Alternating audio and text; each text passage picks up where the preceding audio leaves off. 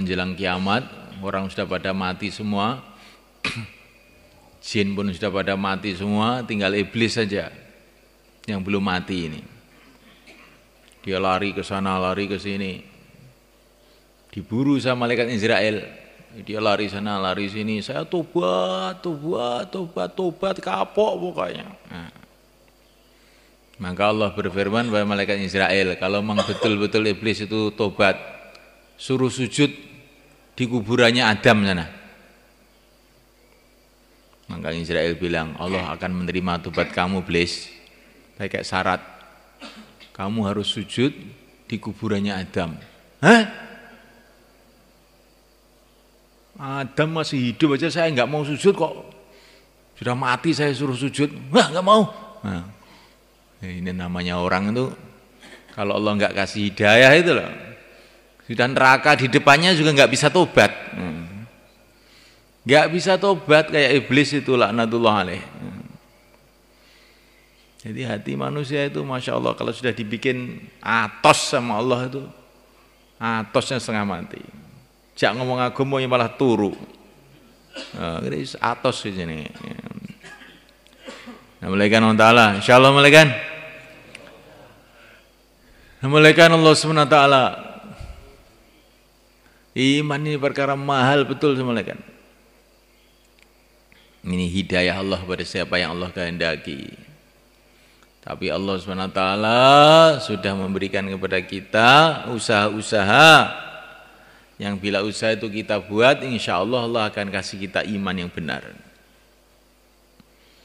Maka usaha iman itu harus istiqomah, sebagaimana iman itu harus istiqomah sampai mati, maka usaha iman itu harus istiqomah sampai mati juga. Usaha iman itu harus istiqomah sampai mati. Usaha iman itu apa? Usaha dakwah pertama. Maka dakwah ini harus kita buat sampai mati. Baginda Nabi SAW dalam keadaan sakaratul maut masih dakwah semalekan. As-sholat, as-sholat, jagalah sholat kata beliau.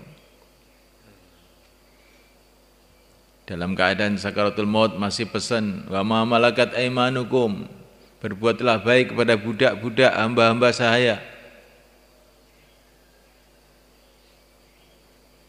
Namalakan Allah Ta'ala. Maka dakwah sampai mati, pengeluaran jamaah sampai mati.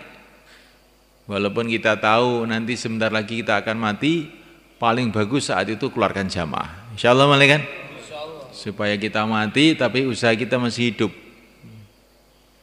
Maka Nabi dalam keadaan sakaratul maut masih membentuk jamaah. Jamaahnya Usamah ibnu Zaid radhiyallahu ta'ala anhu. Angfidu jaisa Usamah, angfidu jaisa Usamah, berangkatkanlah pasukannya Usamah. Beliau sedang membentuk jamaah dipimpin Usamah ibnu Zaid 3.000 orang untuk pergi ke Romawi. Inilah jamaah terakhir beliau, dibentuk ketika sakaratul maut. Jamaah ini sudah siap-siap di luar kota, sedangkan Nabi dalam keadaan sakaratul maut. Nah, kita ini penting pikir hari-hari mengeluarkan jamaah. Barangkali hari inilah hari terakhir di dunia, maka saya harus mengeluarkan jamaah. Sehingga saya mati, nanti di kubur saya tersenyum, jamaah-jamaah bergerak. Insyaallah malaikat.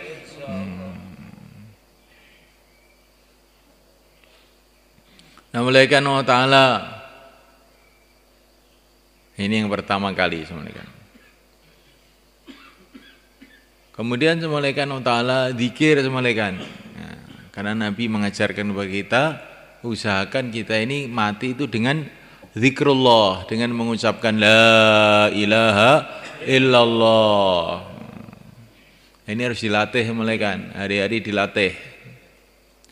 Perlu kita zikir beribu-ribu agar ini tertanam dalam hati, sehingga nanti ketika kita mau mati itu nggak bingung, sudah biasa mengucapkan la ilaha illallah.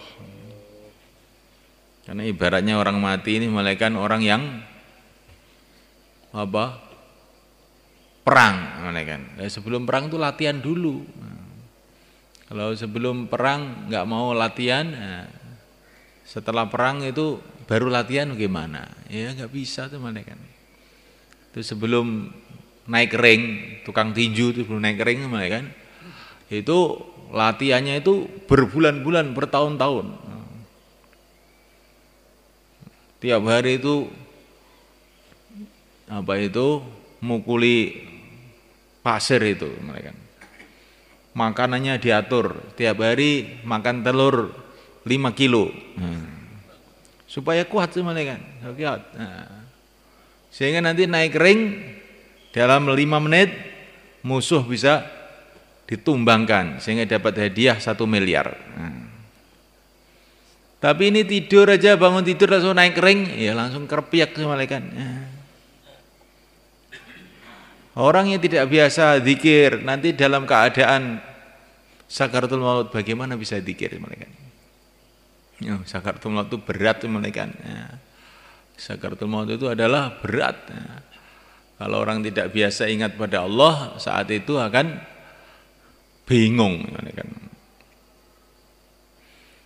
Dan kemudian mereka Allah Ta'ala kita istiqomah semalekan dalam amalan-amalan, istiqomah. Karena perkara itu kalau sudah istiqomah itu mudah dikerjakan. Ya, apa saja.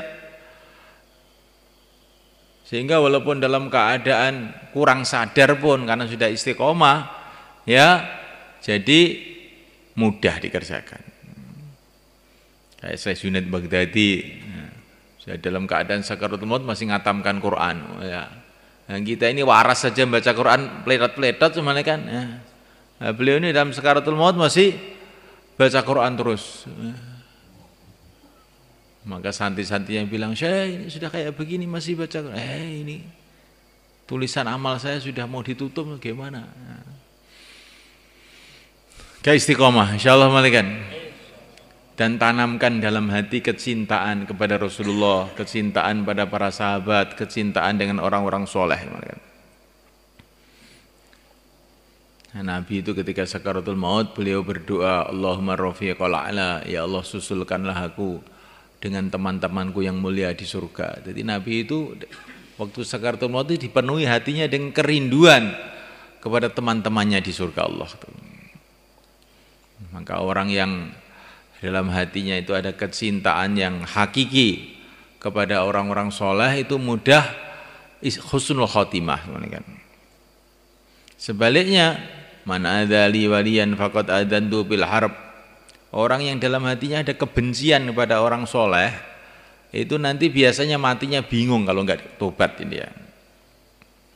Maka tanamkan kecintaan pada orang-orang soleh. Tanam kecintaan pada Rasulullah, pada para sahabat, para wali-wali Allah, orang-orang soleh semuanya. Sebagaimana yang kita baca waktu sholat, Assalamualaikum wa ala ibadillahis shalihin. Assalamualaikum ayuhan nabi. Salam buat engkau wahai baginda Nabi. Assalamualaikum wa ala ibadillahis shalihin. Salam buat kita dan seluruh orang-orang soleh. Ini penting kecintaan mereka. Karena Nabi mengatakan orang itu akan dikumpulkan bersama orang yang dia cintai. Nah, kalau orang itu tidak ada kecintaan kepada orang-orang baik, oh gawat ini malaikat. Nah, maka inilah pentingnya istimai semalekan dalam usaha agama itu. Istimai. Istimai itu dimulai dari mana? Istimai dimulai dari hati. Tanamkan kecintaan kepada Nabi, tanamkan kecintaan kepada umat Nabi. Nah, maka dengan istimai timbul kecintaan dan kecintaan itu akan mendatangkan barokah khususnya waktu sakaratul maut. Nah, malaikat Allah Ta'ala kata Imam Ghazali di antara sebab orang waktu sakaratul maut itu bingung itu karena dia ini punya dosa-dosa yang dia tidak mau tobat. Maka kita ini harus tobat malaikat. Seluruh dosa-dosa kita yang kaitan dengan dakwah, yang kaitan dengan ibadah, yang kaitan dengan akhlak, muamalah, kaitan dengan langsung dengan Allah maupun dengan hamba-hamba Allah. Kita taubat malaikat. Jangan sampai ada dosa kita tidak niat untuk menghapusnya. Tobat betul-betul.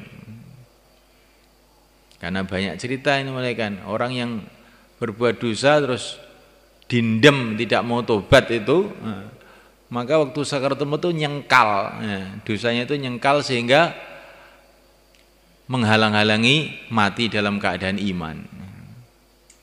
Maka dosa tobat.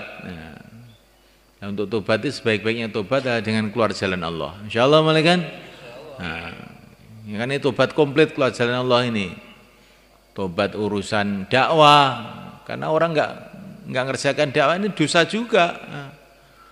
Dakwah, tobat dalam urusan dakwah, tobat dalam urusan muamalah, kita perbaiki muamalah kita, jangan makan haram, jangan bertindak yang haram.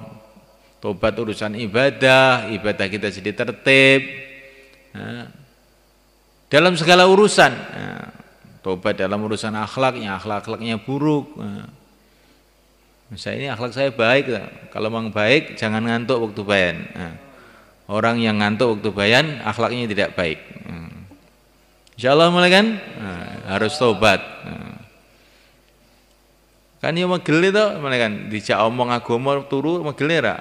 Ya, ini namanya tidak baik itu akhlaknya. Ya. Akhlaknya tidak baik. Enggak perlu tobat. Keluar 4 bulan. Insyaallah malaikat. Ini keluar ini maksudnya tobat total dalam segala urusan. Saya di rumah aja Pak. Itu nanti belum tobat urusan dakwah nanti kalau di rumah. Nah, kita ini sudah meninggalkan dakwah lama ini sehingga umat kalang kabut enggak karu-karuan. Ini asbabnya yang terbesar karena lemahnya usaha dakwah. Maka kita ini harus tobat urusan dakwah, paling mudah kita keluar. Insyaallah malaikat. Urusan ibadah juga begitu, sholatnya perbaikan, akhlak juga begitu, yang biasa ngamuan ini jadi sabar kalau kita keluar. Insyaallah malaikat. Urusan apa-apa, sampai tobat dari perkara-perkara yang bukan yang haram, yang makruh pun kita tobat. Kalau kita tinggal di masjid, insya Allah akan banyak perkara-perkara makruh yang kita tinggalkan. Insya Allah malaikat. Dan akan sibuk kita dengan amal sunnah. Di antara tobat adalah menyibukkan diri di dalam amal kebaikan. Innal hasanat yudhibna sayyiat. Amal-amal kebaikan itu akan menghapus keburukan-keburukan kita sebanyak-banyaknya. Karena kita dosanya itu sudah banyak, maka untuk menghapus itu perlu kita berbuat baik yang sebanyak-banyaknya.